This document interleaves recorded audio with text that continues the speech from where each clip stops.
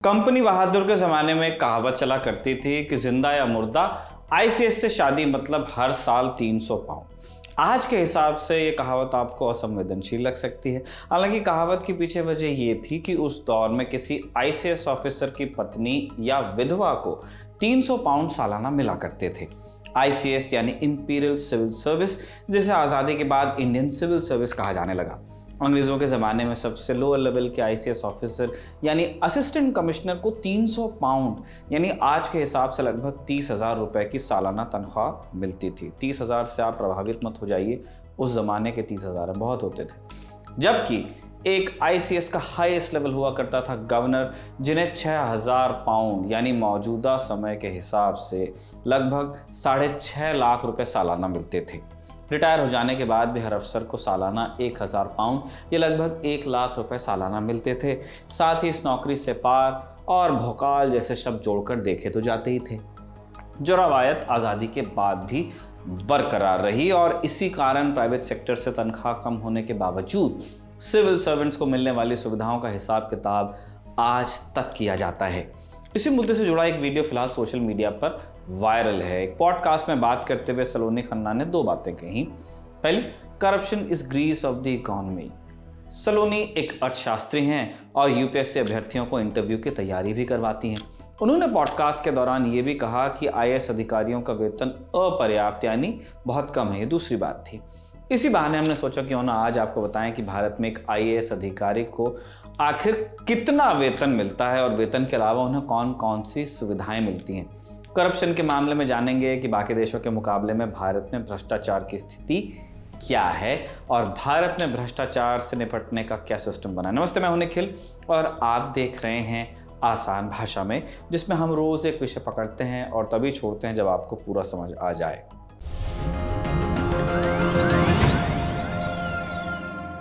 तो भारत में एक आईएएस ऑफिसर की सैलरी शुरू होती है लगभग 56,100 रुपये प्रति महीने से और अलग अलग लेवल के आधार पर किसी आईएएस की अधिकतम सैलरी 2.5 लाख रुपए प्रति महीने तक हो सकती है। मतलब हम कह सकते हैं कि किसी आईएएस की तनख्वाह 56,100 रुपये से लेकर 2.5 लाख रुपए तक हो सकती है।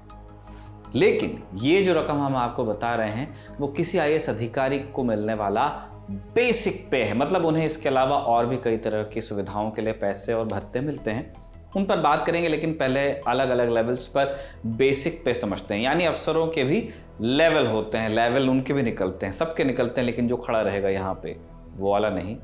परीक्षा पास करने के बाद जो लेवल मिलता है उसकी बात हो रही। पैसे के साथ आईएएस अधिकारी 3 लेवल में काम करते हैं। डिस्ट्रिक्ट एडमिनिस्ट्रेशन, जिला प्रशासन, इसमें जिला स्तर पर काम मिलता है। स्टेट सेक्रेटेरिएट यानी कि किसी सूबे का सचिवालय, इसमें राज्य स्तर की पॉलिसी और दूसरे प्रोजेक्ट्स को अमल में लाना होता है। और फिर आता है सेंट्रल सेक्रेटेरिएट, केंद्रीय सचिवालय, अलग अलग मंत्रालयों के बीच संवाद स्थापित करना इसका काम है और सरकार को किसी विषय पर फैसला लेने में मदद देना भी। अब इन सभी लेवल्स के आईएएस अधिकारियों को मिलने वाले बेसिक पे पर आते हैं।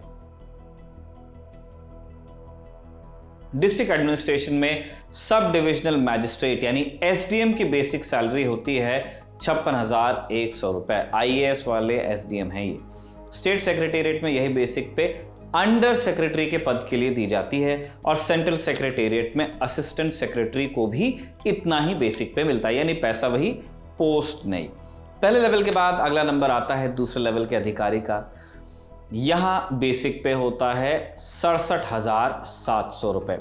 ये डिस्ट्रिक्ट एडमिनिस्ट्रेशन में एडीएम यानी एडिशनल डिस्ट्रिक्ट मैजिस्ट्रेट को मिलने वाली तनख्वाह है बेसिक पे।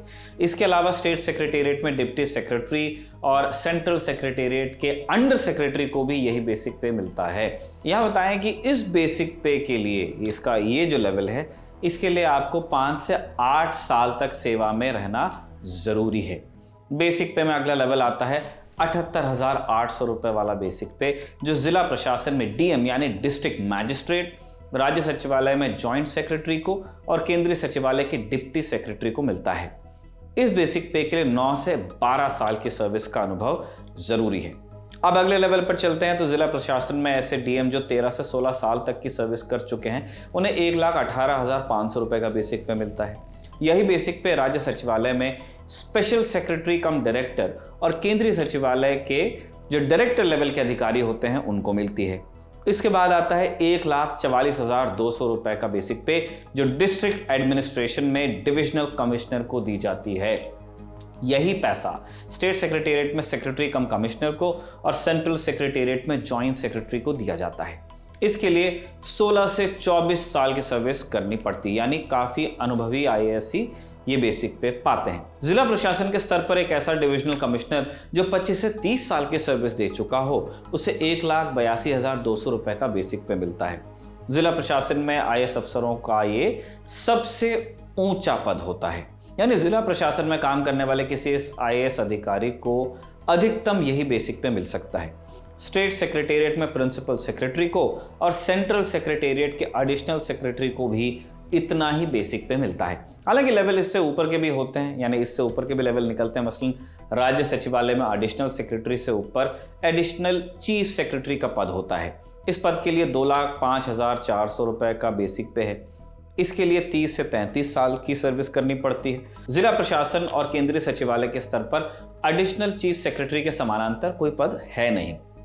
2,25,000 रुपए का बेसिक पे मिलता है राज्य सचिवालय के चीफ सेक्रेटरी और केंद्रीय सचिवालय के सेक्रेटरी को। मतलब यहां से आप गवर्नमेंट ऑफ इंडिया में सेक्रेटरी के लेवल पे आते हैं या सेक्रेटरी के लेवल पर आ जाएं तो इतना पैसा पाते हैं, ऐसा भी कह सकते हैं। इसके लिए 34 से 37 साल की सर्विस करनी होती है। बहुत अनुभवी आईएएस अधिकारी यहां तक पहुंचते हैं। आज में बात करें तो सबसे हाईएस्ट लेवल आता है, कोई आईएएस अधिकारी अधिकतम 2.5 लाख रुपए का बेसिक पे ले सकता है गवर्नमेंट ऑफ इंडिया से। यह सैलरी मिलती है कैबिनेट सेक्रेटरी ऑफ इंडिया को, जो सबसे सीनियर आईएएस अधिकारी होते हैं। जितना हमारे यहाँ सर्विस का आकार है उसमें वर्तमान में भारत के कैबिनेट सेक्रेटरी हैं राजीव गौबा।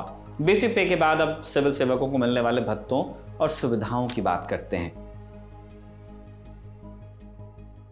थारा घर, थारे ऑफिस के लिए गाड़ी, थारे बिजली और फोन का बिल, थारे ट्रैवल के खर्चे, थारे घरेलू कामों के लिए सहयोगी और थारे लिए स्टडी लीव, यानी पढ़ाई के लिए छुट्टी जैसी सुविधाएं। ये बात सरकार किसी भी सिविल सर्विस अधिकारी को कह सकती है, क्योंकि ये सारी सुविधाएं सरकार की तरफ से दी जाती हैं आईएएस अधिकारियों को। इसके अलावा एचआरए मिलता है और डीए भी मिलता है। एचआरए और डीए क्या?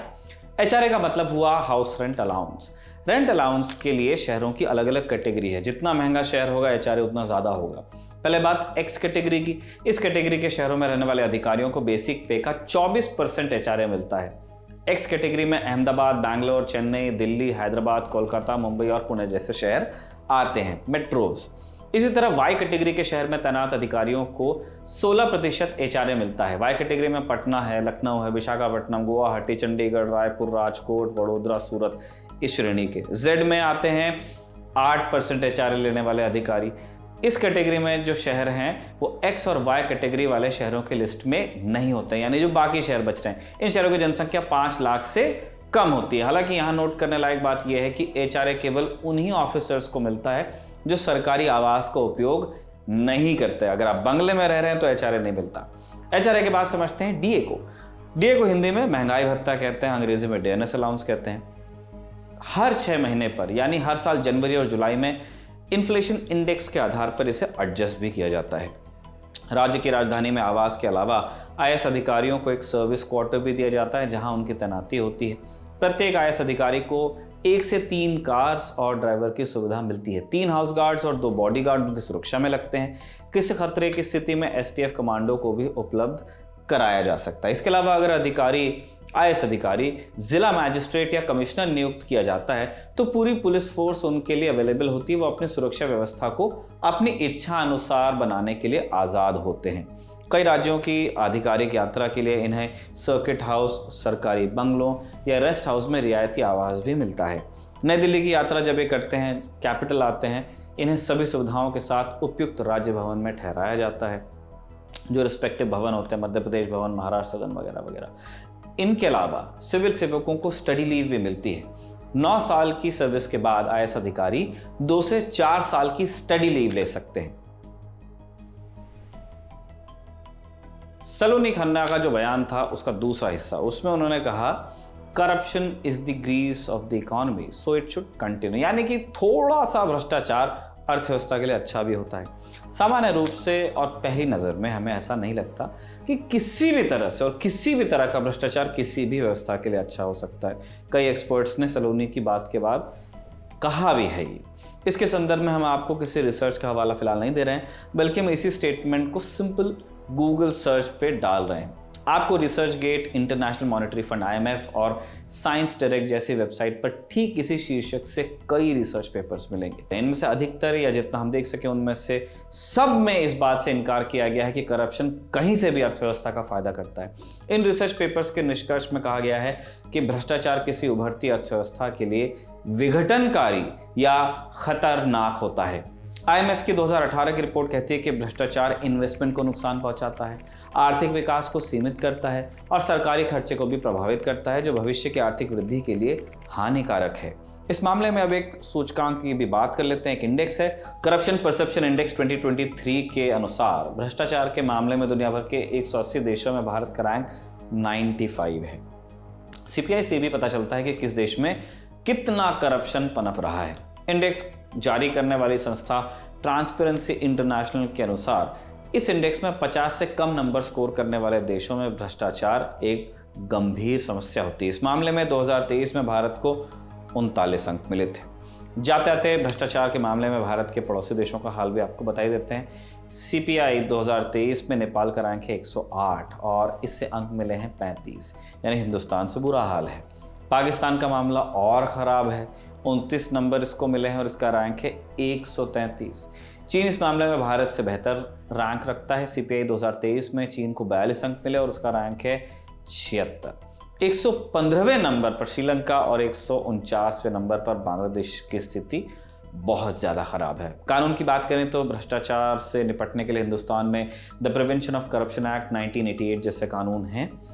इसके तहत यदि कोई लोक सेवक किसी आधिकारिक काम के लिए कानूनी शुल्क के अलावा किसी तरह का पैसा लेता है तो कम से कम 6 महीने और अधिकतम 5 साल तक की सज़ा और जुर्माना लग सकता है उन पे।